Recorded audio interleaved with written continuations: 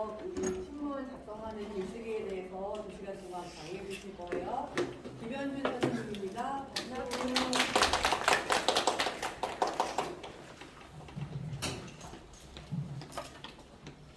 저 이거 조명 끌까요?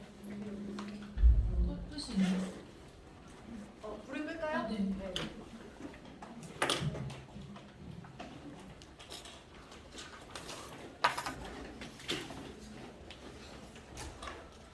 잘 보이시나요? 네. 안녕하세요. 지상고등학교 신문동아리 학생 여러분. 네, 오늘 이렇게 만나 뵙게 되어서 반갑습니다. 저는 작가이자 글쓰기 강사로 활동하고 있는 김현준이라고 하는데요. 저는 이제 고등학교를 졸업한 지 되게 오래돼서 오랜만에 고등학교에 오니까 기분이 되게 새로웠어요. 여러분들 또 정원이 되게 많아서 학교도 크고 그래서 뭔가 생동감도 느껴지고 그래서 딱 처음에 왔는데 느낌이 되게 좋았어요. 그래서 제가 성인들 상대로 할 때도 있고 이렇게 여러분들 상대로 할 때도 있는데 오늘 더 떨리는 것 같아요. 왠지. 네. 그래서 여러분들은 지금 1, 2학년이시라고 제가 알고 있는데 공부하시느라 바쁜데 이렇게 동아리 활동도 하시는 거잖아요. 근데 이 신문 동아리라는 게 어떻게 보면은 글을 쓰는 건데 사실 누가 들라고 강요하는 게 아니죠. 그냥 여러분들이 드신 거 아니에요? 그렇죠? 그런 거 보면은 역시 글 쓰시는 분들은 삶에 열정이 많으신 것 같다는 생각이 들어요. 다른 거 공부도 하시면서 누가 시키지 않았는데 글쓰기까지 하시는 거 보면 저는 삶에 열정이 많으신 것 같다고 생각이 들고 제가 글을 쓰는 이유도 저는 삶에 열정이 많아서 글을 쓴다고 항상 그렇게 말하거든요. 학생마다 사람마다 글을 쓰는 이유가 다 다른데 저는 그렇게 생각해요. 그래서 글 쓰시는 분들은 다른 사람들보다 2배 더 열심히 사시는 분들이 아닌가 그런 생각이 듭니다.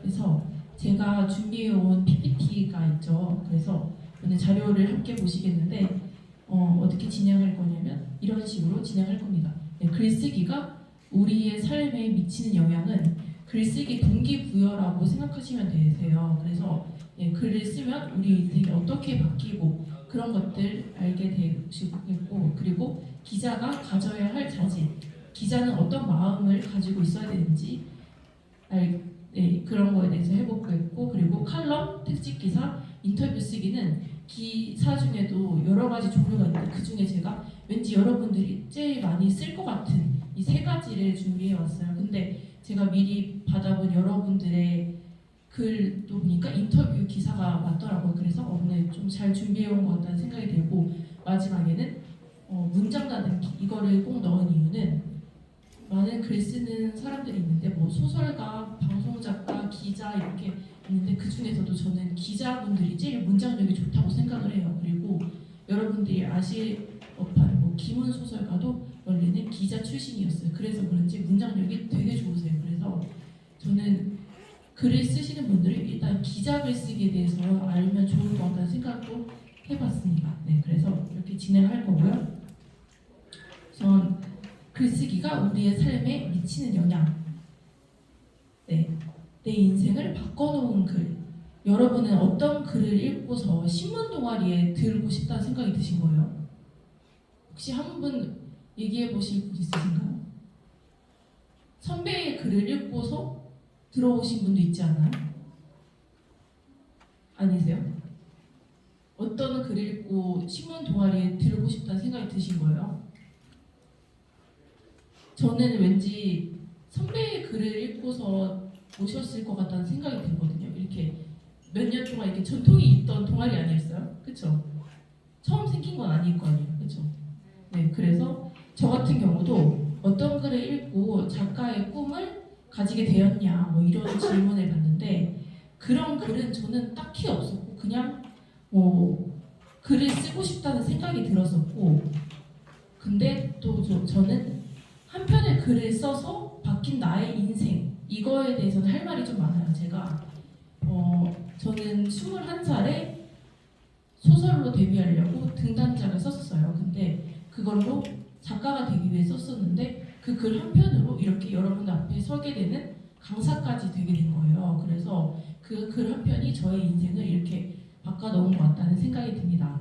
그래서 한 편의 글을 읽고서도 인생이 바뀌는 바뀔 수 있고 한편의 글을 써서도 인생이 바뀔 수 있다고 저는 생각을 해요. 그래서 그만큼 글이 가진 힘이 대단하다고 생각을 하고 저는 또 제가 이번에 3월에 전자책을 냈어요. 그래서 전자책을 낸 후에 에세이 책을 냈는데 그 후에 작가와의 만남 뭐 이런 행사가 있어요. 그런 것까지 제가 개최를 하게 돼서 저는 이렇게 내 인생이 변화될 줄 몰랐어요. 그래서 한 편의 글로 인생이 많이 드라마틱하게 바뀔 수 있는데 여러분이 알 법한 작가분은 해리포터의 작가 그분도 되게 드라마틱하게 인생이 변하셨어요. 그분이 어떻게 작가가 됐는지 혹시 아시는 분 있으신가요? 그분은 이혼을 하시고 기초생활수급자 정도의 한 일주일에 15,000원 정도 나오는 돈으로 아이를 생후 4개월 된 아이를 키우면서 힘들게 살고 있었어요.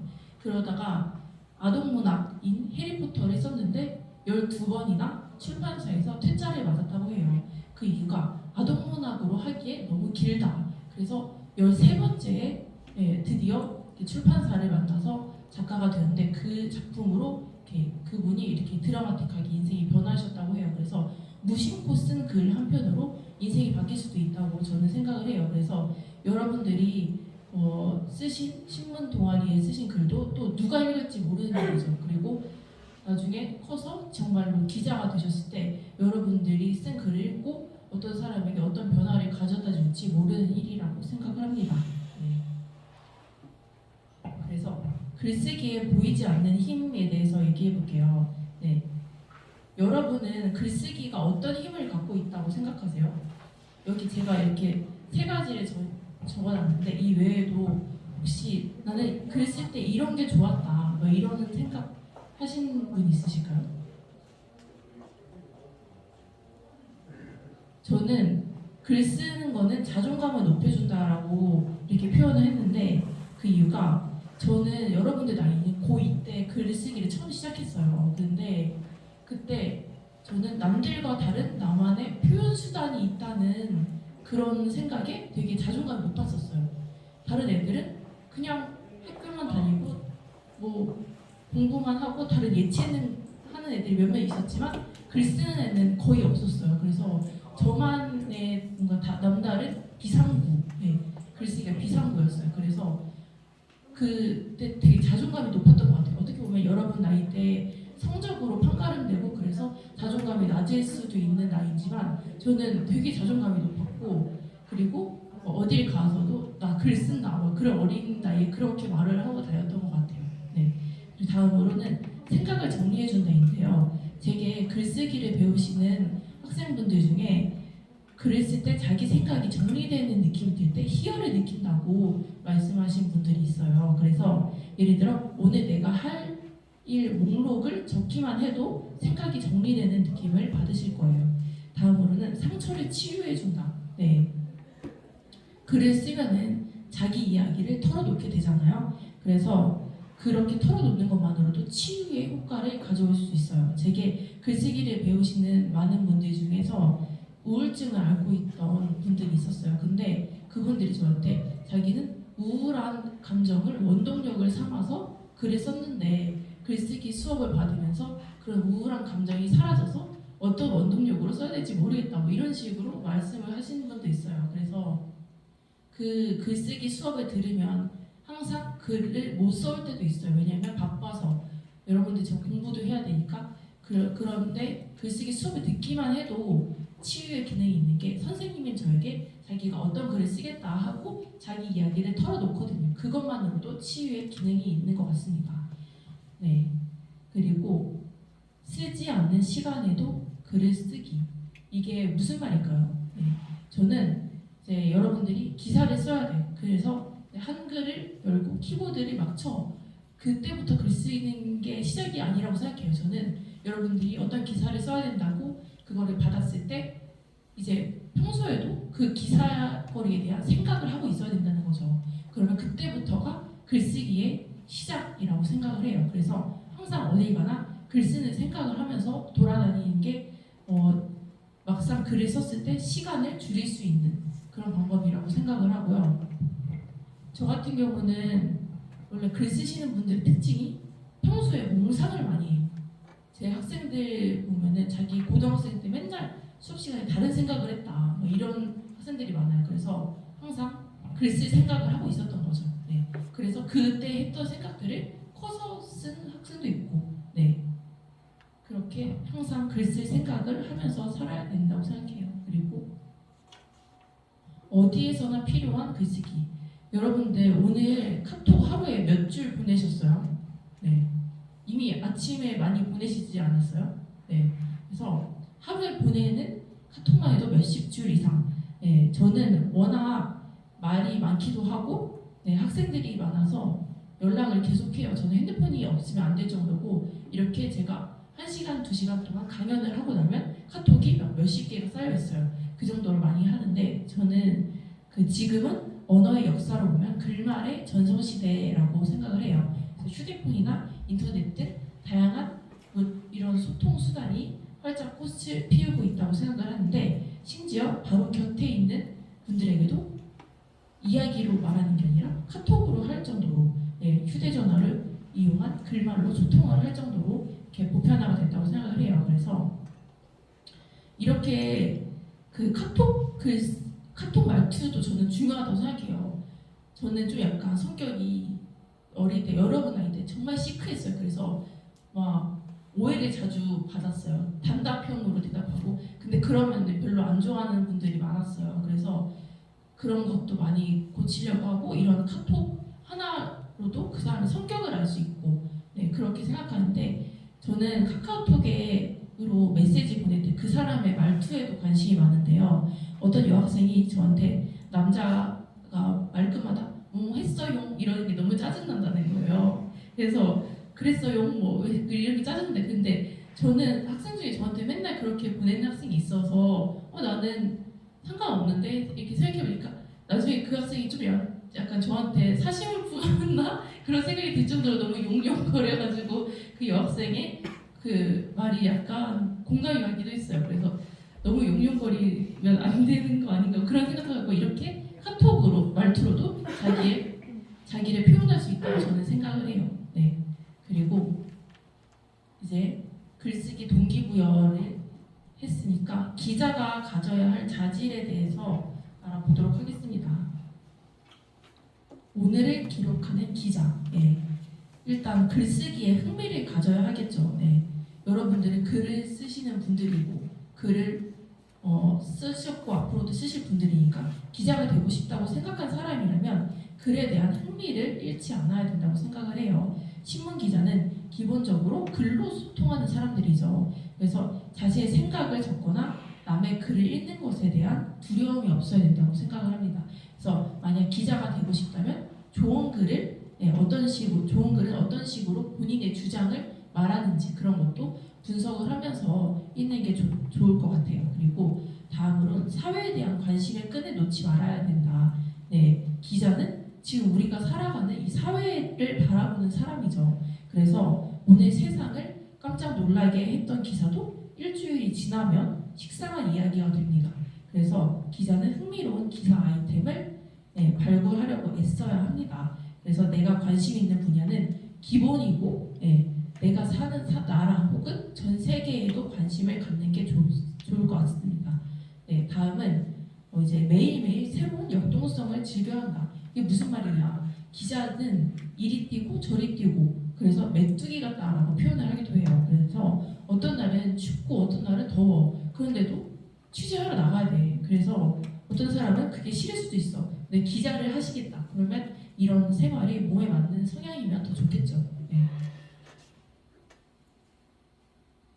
네, 기자는 사실로 말한다. 네, 사실과 창작을 비교를 하셔야 되는데, 창작은 여러분들 그 문학 작품, 소설이나 그런 거 할 때 창작을 하죠. 근데 여러분은 사실을 전달하는 사람이에요. 그래서 그런 부분을 헷갈리시면 안 되고 항상 사실을 전달하려고 노력을 하셔야 됩니다. 네. 그리고 기자의 안목은 뉴스 가치 판단 능력. 처음 기자를 하시는 분들은 이게 기사거리인가? 그런 걸 판단할 수 있는 안목이 부족할 수도 있어요. 그런데 점차 연륜이 쌓이면 이제 사물을 보는 안목도 조금 더 세밀해지고 아 이게 기사거리로 할만하구나 그런 걸 보는 눈도 생길 거라고 생각합니다. 네. 다음은 칼럼과 특집 기사 그리고 인터뷰 쓰기. 네. 이렇게 세 가지 제가 가져왔는데요. 우선 제가 여러분들에게 드린 그 프린트물 중에 스타트업 옷 입은 행복과 장래라는 게 있었어요. 그게 칼럼이거든요. 네. 최근에 그래도 좀 최근에 나온 걸로 제가 갖고 왔어요. 그래서 한번 잠깐 눈으로 보는 시간을 잠깐 가질게요.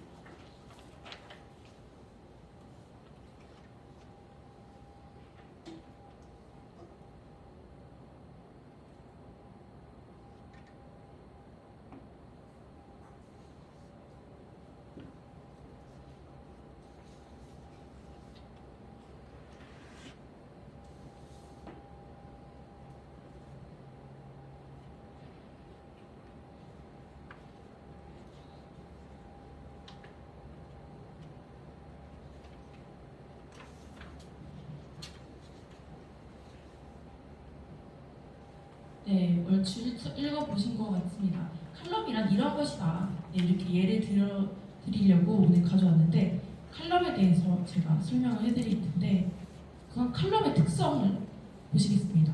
칼럼 기사가 갖는 강점은 문장에 일정한 규칙이 없다는 점인데요. 독자가 쉽게 읽고 함께 즐기면서 공감할 수 있는 글이면 그게 좋은 칼럼이에요. 그래서 그러기 위해서는 글이 부드럽고 예리하고 재미있어야 합니다.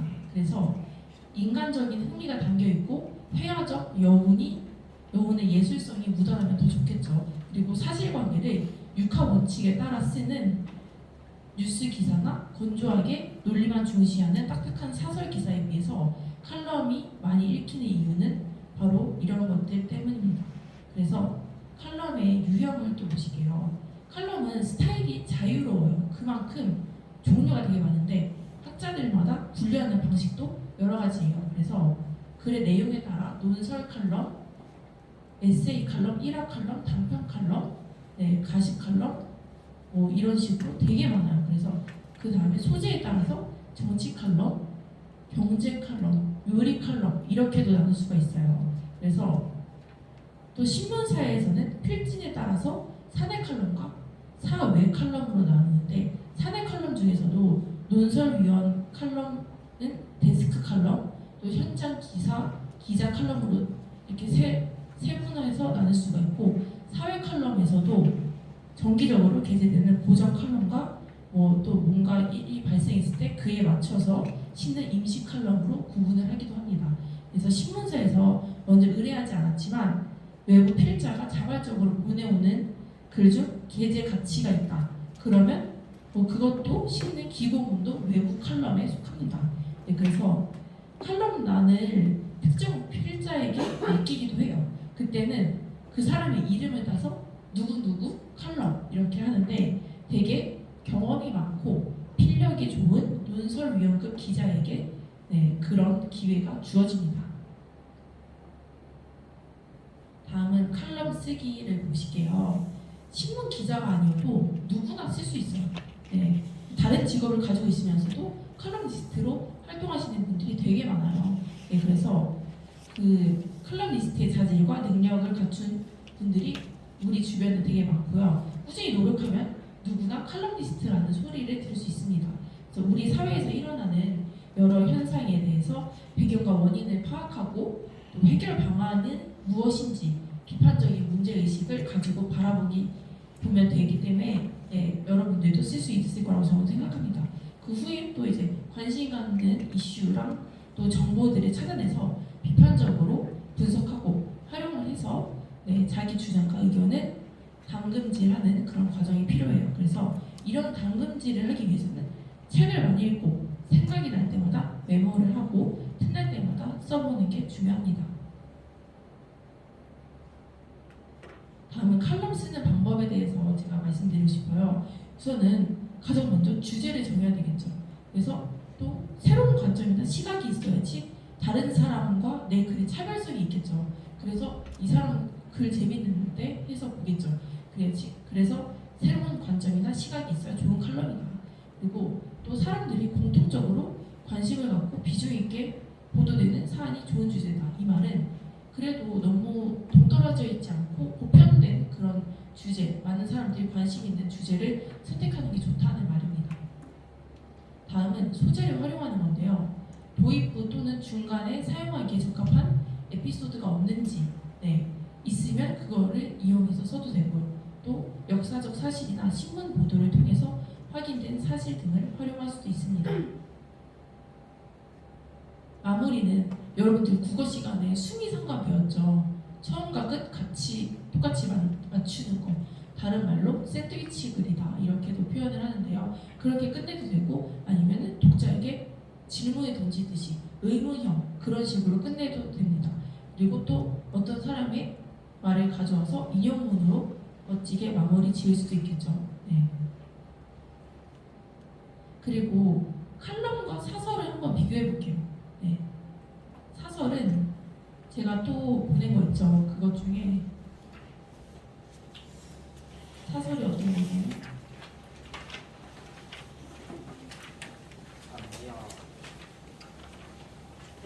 폭우 예보에도 반지하 그대로. 이게 사설이라고 써있는데 이거 잠깐 보실게요. 이게 사설이에요.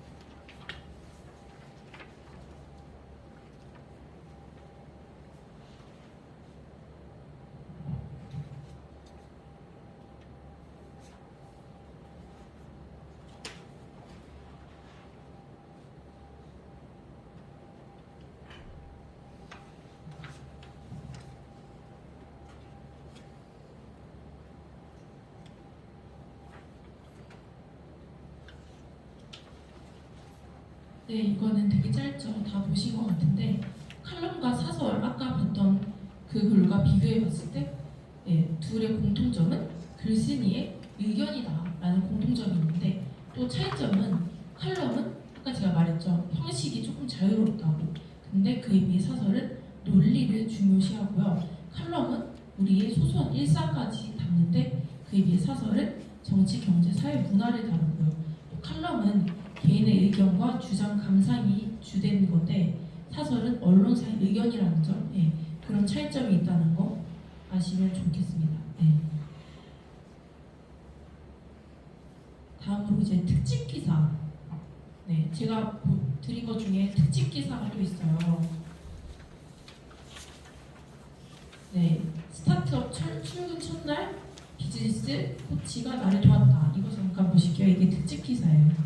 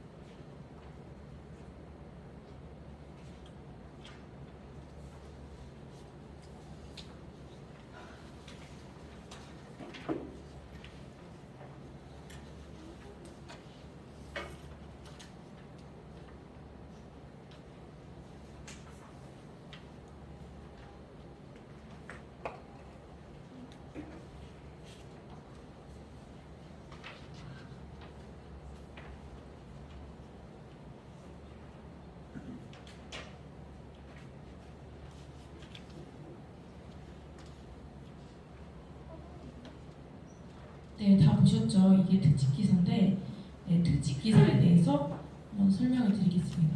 특집 기사는 이제 뉴스 문장보다 길이가 길고 출처, 배경, 내용 모두 다양하고 풍부하다고 해요. 그래서 특집 기사를 쓸 때는 기자는 뉴스 문장에 비해서 자신의 목소리, 자신의 경험을 더 많이 반영할 수 있고 다양한 문체를 도입해 볼 수도 있습니다.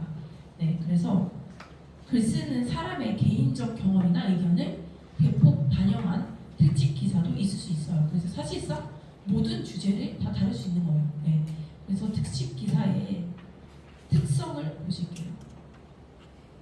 네, 특집 기사의 한계는 특집을 쓰는 기자는 데스크한테서 지시받은 내용을 지시받은 일정한 테두리 내에서 다시 말해서 해당 매체가 용인하는 수준 안에서 뉴스 보도보다 좀 더 재량권을 발휘하는 거예요. 그래서 창작처럼 문장 스타일을 자기 마음대로 이렇게 쓰고 싶은 대로 쓸 수는 없어요. 네, 그래서 특집 기사의 뉴스 판단 기준은요. 특집에서도 뉴스 가치를 판단할 때는 다음과 같이 뉴스 문장과 거의 비슷한 기준을 사용해요. 시의성, 근접성, 결과성, 독자들의 흥미, 경쟁, 제작 목적, 광고주의 영향 뭐 이런 것들. 그래서 특집 기사의 경우 광고주나 로비 집단의 압력을 무시 못하는 경우도 있어요. 그쪽에서 이렇게 써달라고 요구를 하는 거죠. 그래서 언뜻 보기에 뉴스처럼 보이지만 사실은 어떤 제품을 홍보한다거나 정책을 홍보하는 특집 기사를 많이 볼 수 있어요. 아까 것도 이 회사에서 아마 요구를 했을 거예요. 스타트업 출근 전날. 그래서 특집 기사의 특징. 특집 기사의 잠시만요. 그 전에 특집 기사의 종류 4가지에 대해서 제가 말씀드려볼게요. 첫 번째는 인물 특집이 있어요. 인물 소개는 뉴스의 인물을 독자들에게 보다 심층적으로 소개하는 기사고, 두 번째는 심층 기사가 있는데요. 광범위한 취재와 인터뷰를 통해서 기본적인 뉴스 보도나 특집 기사 이상의 상세하고 깊이 있는 설명을 제공하는 특집 기사고, 세 번째는 배경 특집인데요. 뉴스의 이면을 분석해서 보도를 하는 거예요. 그래서 뉴스에 초점이 되는 국가 정세, 그 단체의 활동 인물에 대해서 배경 설명을 해주는 거고, 마지막 추세 특집 기사는요, 사회에 충격을 미치는 사람, 사물, 단체 그런 것들을 소개하는 거예요. 그리고 이렇게 특집 기사의 4종류에 대해서 알아봤고, 특징에 대해서도 알아볼게요. 주제도 대부분 긴급하게 보도해야 할 성질은 아니에요. 그래서 하루 이틀 일주일 정도의 시간적 여유를 갖고 취재를 해도 상관이 없어요. 그리고 그래서 특집 기사는 뉴스 보도보다 주제를 좀 더 깊이 파고들 시간이 있다는 거죠. 그래서 또 그런 것들이 있고, 그리고 조금 더 설명해드리자면 그 특집 기사는 도입부랑 본문, 결말 이렇게 나뉘는데요. 그리고 주제 아이디어, 주장하고 싶은 내용과 초점을 맞춘 대상이 있어야 돼요. 그리고 특집 기사의 도입부 혹은 리드는 뉴스 문장에 비해서는 한결 느슨하게 딱딱한 그 육하 원칙 대신 글의 취지를 여유 있게 간접적으로 소개할 수도 있어요. 그런 특징들도 있고. 그리고 이번엔 인터뷰 기사. 인터뷰 기사는 여러분들이 저한테 보내오신 그 글이 인터뷰 기사였어요. 그래서 인터뷰 기사 쓰기를 해보겠습니다. 인터뷰의 정의에 대해서 다들 아시죠? 인터뷰가 뭔지는 여러분 모두 다 아실 거라 생각을 합니다. 인터뷰는 뉴스 보도에 있어서 특히 빼놓을 수 없는 거예요. 그렇게 중요한데, 인터뷰는 사람을 만나서 하는 경우가 대부분이지만 요새는 전화로도 많이 하고요. 요새 이제 코로나 됐을 때 한창 비대면 인터뷰가 되게 많았어요. 줌으로도 하고. 그래서 어떨 때는 이메일로도 해요. 그렇게 다양한 방법으로 하는데, 어떤 형식을 취하든 뉴스 문장을 쓰는 데 있어서 인터뷰를 한 번도 하지 않고 보도자료나 다른 문서에 의존해서만 쓰는 경우는 거의 없다고 보시면 됩니다. 그래서 이어서 보시면 그 인터뷰는 기사를 쓰는데 필요한 정보를 얻기 위해서 간단하게 하는 그런 약식 인터뷰와 인터뷰하는 상대를 주 취재원으로 활용하는 심층 인터뷰 뭐 이런 식으로 나눌 수 있어요. 우선 약식 인터뷰를 보실게요. 예. 첫 번째 특징이 시간, 장소에 구애받지 않는다인데요. 약식 인터뷰는 하나의 기사를 구성하는 여러 정보를 얻기 위해서 행해지는 경우가 되게 많아요. 네. 그리고 인터뷰가 행해지는 장소도 길거리, 사건 현장, 전문가 사무실 등 되게 다양해요. 네.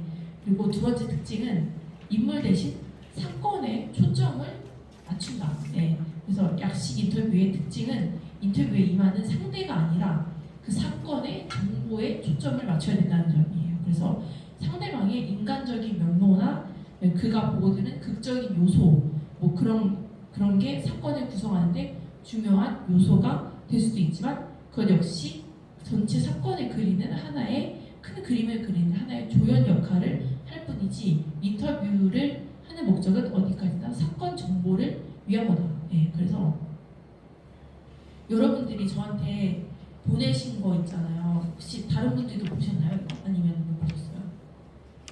못 봤어요? 제가 받은 거 중에 그 두 가지를 받았는데 두 개 다 인터뷰셨는데 이게 보니까 하나가 약식이고 하나가 심층 인터뷰더라고요. 그래서 딱 오늘 제가 설명하는 거랑 맞았는데 그래서 그 첫 번째가 지상고 교생 선생님들을 포착하다였어요. 그래서 이거는 잠깐만요. 이거는 딱 봤을 때 약식 같아요, 심층 같아요. 그쵸? 네, 이게 심층이었고 그리고 또 두 번째가 네, 지상고등학교는 과학중점학교다. 뭐 이런 것들을 설명하는 그런 인터뷰가 있었는데 이거는 심층이 아니라 약식 인터뷰였죠. 네, 이렇게 딱 여러분들이 오늘 약식과 심층 인터뷰를 가져오셨더라고요. 그래서 이따가 이거는 좀 더 얘기를 하고 그리고 이번에는 심층 인터뷰를 보실게요. 심층 인터뷰는 다른 말로 인물 소개라고 부르는데요. 인물 인터뷰를 할 때 가장 중요한 거는 상대 인물의 진면목을 포착하는 거예요. 그래서 상대가 한 발언 내용 중에 직접 인용을 통해서 찾을 수도 있고 또 그가 설명하는 상황 설명에서 포착할 수도 있어요. 그래서 이런 내용 중에서 감동적인 대목과 마주치면 독자들은 잠시 신문에 내려놓고 감동이 젖을 수도 있고 그래서 인터뷰, 심층 인터뷰는 이렇고요. 또 인터뷰 여러분들이 해보신 적 있어요? 그러면? 이거 쓰신 분들은 해보셨을 것 같아요. 저한테 제출하신 분들. 그래서 인터뷰 하실 때 여러 가지 요령이 나오는데요. 먼저 철저한 준비가 중요하겠죠. 인터뷰의 시작은 준비인데요. 신문 기사, 파일 등 인터뷰 주제나 그 인물과 관련된 정보를 이렇게 찾아보고서 일부 중요한 정보는 암기를 하는 게 좋습니다. 그리고 두 번째, 녹음기 사용. 녹음기 사용할 때는 꼭 상대방에게 허락을 받고 저 이번에 녹음을 하려고 하는데 괜찮으시겠습니까? 이렇게 물어보시더라고요. 제가 인터뷰를 하는 게 보니까 그래서 그게 예의인 것 같아요. 그렇게 항상 물어보시고 녹음을 하시면 될 것 같아요. 그래서 필요하다고 판단되면 녹음기를 사용하시는 게 좋고 주의할 점은 상대가 녹음기 때문에 말을 아낄 우려가 없는지 그런 걸 잘 판단해야 되고 상대방의 허락을 받는 게 중요합니다. 다음은 속기술도 중요한데요. 여기 나와 있지 않지만 대부분의 기자들은 나름대로의 자기만의 간단한 속기법을 개발해서 해요. 예를 들면 외교부 장관을 외장 뭐 이런 식으로 줄이고 여러분들 10대시니까 줄이는 말 되게 많이 쓰잖아요. 그렇게 속기술 하시면 될 것 같아요. 그리고 다음은 순발력 있는 예비 질문. 그래서 질문이 중요한데 이거는 어떤 대답을 했을 때 다른 말을 할 수도 있고 그리고 무엇을 쓸 것인가 주제를 파악한 다음에 그에 맞춰서 질문 목록을 만드는 게 중요해요. 그래서 이렇게 즉석 질문을 잘하기 위한 최선의 방법은 질문거리를 미리 만들어서 기억해 두는 건데 그렇게 하면 느긋한 마음으로 인터뷰에 임할 수 있고 중요한 질문에 놓치지 않겠죠. 그리고 질문 이어서 말씀드릴게요. 그래서 주관식 질문과 객관식 질문을 적절히 혼합한다. 예를 들면 이번 연도 연세가 얼마나 되십니까? 뭐 이런 질문은 객관식 질문은 기본적인 정보를 얻는 데 쓰고, 반면 이번 아파트 분양가 공개 방침에 대해 어떻게 생각하십니까? 이런 주관식 질문은 질문자가 약간 예상치 못했던 답변이겠죠. 그러면 자신의 의견을 밝히도록 유도를 하는데 유용한 질문입니다. 그래서 세 번째, 직접 인용할 사례를 많이 이끌어낸다. 이거는 독자들은 직접 인용문을 통해서 언론에 소개되는 사람의 육성을 듣는 거예요. 그래서 직접 인용문은 기자가 실제로 들을 말을 그대로 옮겨줌으로써 기사의 객관성을 높여주는 효과도 있습니다. 그래서 인터뷰할 때 중요한 건 제가 몇 가지 해봤고요. 다음은 혹시 이 사람 아세요, 여러분? 오리아나 팔라치? 네. 이분 약간 사진 보면 어때요? 약간 포스 있는 것 같지 않아요? 약간 되게 인터뷰를 하시는 분인데 굉장히 포스 있는 그런 분이었어요. 그래서 오리아나 팔라치는 수많은 역사적 인물을 상대로 인터뷰를 해서 기자들의 부러움을 한 몸에 받은 인물이다. 이렇게 나오는데요. 인터뷰마다 여러 다른 기법을 사용했지만 바탕에 깔린 가장 중요한 원칙은 바로 철저한 준비였다. 그래서 책, 신문, 스크랩, 다른 사람이 한 인터뷰 등 모든 수단과 자료를 총동원해서 인터뷰 준비를 했어요. 그래서 어떻게 인터뷰를 이끌어갈지, 어떤 질문을 할지, 뭐 그런 것들을 완벽한 그림을 머릿속에 그려놓고 그렇게 인터뷰에 임했어요. 그래서 팔라치는 자신의 인터뷰 모음집에 거기서 나는 수천 가지 분노를 가지고 인터뷰에 임했다. 그 수천 가지 분노는 수천 개 질문이 돼서 내가 상대에게 공격을 퍼붓기 전에 나를 먼저 공격했다. 뭐 이런 식으로 얘기를 했는데 미리 꼼꼼하게 준비한 자료 그걸 토대로 인터뷰 상대를 다루었다는 그 말을 했던 거예요. 그래서 이 외에도 팔라치는 상대방의 약점을 파고드는 그런 방법을 썼고 화를 돋구기도 했어요. 그래서 저는 인터뷰에서 저희가 인터뷰할 때 요령도 배웠고 개인적으로 저는 오리아나 팔라치를 여러분들이 알고 계시면 좋을 것 같아요.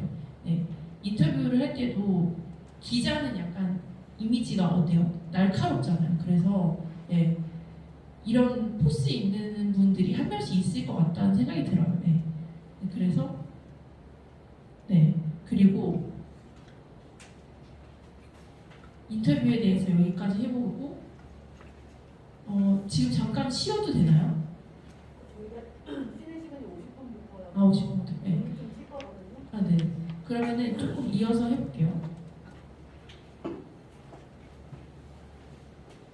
여러분들이 보내준 인터뷰, 약식 인터뷰와 신축 인터뷰에 대해서 조금 얘기를 나눠보도록 하겠습니다.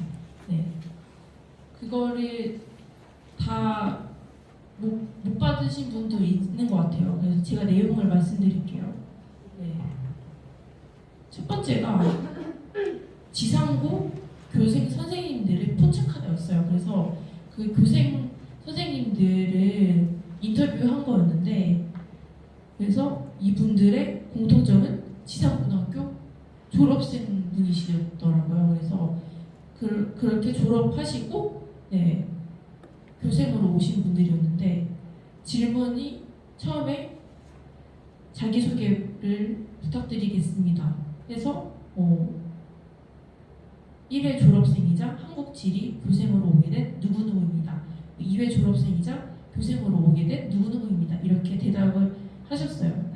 그래서 이거는 약간 제가 봤을 때 여기는 약간 이거 쓴 사람이 적은 거 아닌가 그런 생각이 들 정도로 약간 조금 개성이 없는 답이 있긴 했어요. 그래서 이렇게 대답을 하시진 않았을 것 같다는 생각이 조금 들어있긴 했는데, 그래서 이 부분은 약간 그래도 자기소개하라고 다 다르게 대답을 하잖아요. 그래서 좀 약간 다 다르게 대답하셨을 것 같은데, 그러면 그렇게 적어주는 게 조금 더 실감 나지 않았을까 그런 생각이 들고, 또 본인의 전공을 선택하신 이유는 무엇인가요? 이게 두 번째 질문이었어요. 그래서 이 질문에 대한 답은 좋았어요. 되게 둘이 다 달랐는데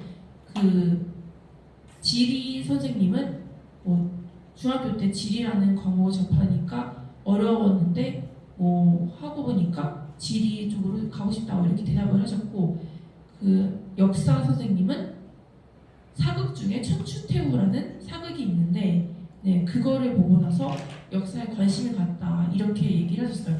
이런 부분들이 심층 인터뷰 같은 느낌이 나는 거예요.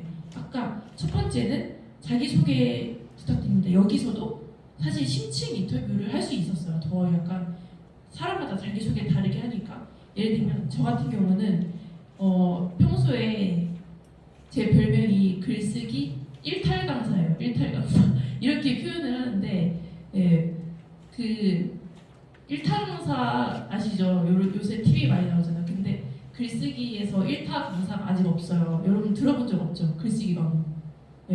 근데 제가 막 일탈을 하는 모습을 보고 어떤 학생이 말장난해서 그렇게 지어줬거든요. 그래서 저는 그런 식으로 저를 표현을 하기도 하고 그런 식으로 해서 약간 좀 더 재밌게 이분들이 대답을 하셨으면 좋지 않나 그런 생각도 듭니다. 그리고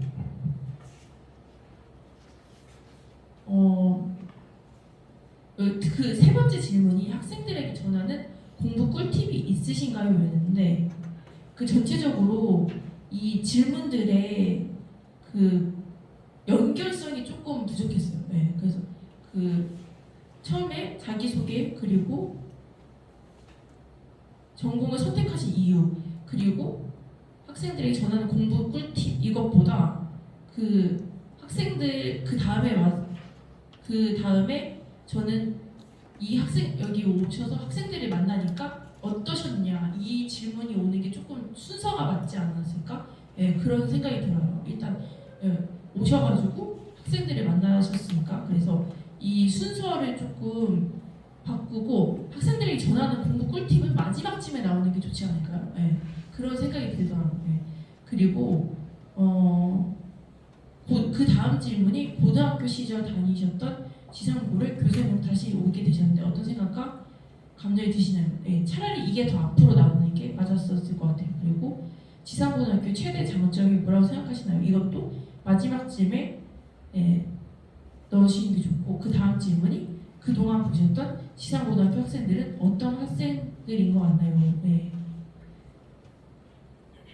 이게 그동안 보신 근데 여기는 이거 질문이 조금 안 맞았던 게 이번에 오셔가지고 교생하신 거잖아요. 그러면은 그동안 보셨던 보다 이번에 보시니까 지금 다니는 학생들의 지상고학 학생들은 어떤 학생들인 것 같나요? 이렇게 물어야지 조금 더 정확하지 않았을까? 그런 생각이 듭니다. 그리고 마지막 질문은 마지막으로 지상고 학생들에게 해주고 싶은 한마디. 이거는 위치가 괜찮았어요. 그런 식으로 질문이 조금 수정되고 질문의 순서가 바뀌면 더 좋았을 것 같다는 생각이 들고 두 번째는 약식 인터뷰. 약식 인터뷰는 처음에 인터뷰하기 전에 이 정도 길이의 지문이 있었어요. 되게 길었는데 정보 전달 위주의 우리가 배웠던 대로 그런 지문이었는데 이 중에서 제가 읽어봤을 때 좀 불필요하다고 생각되는 문장이 있었어요.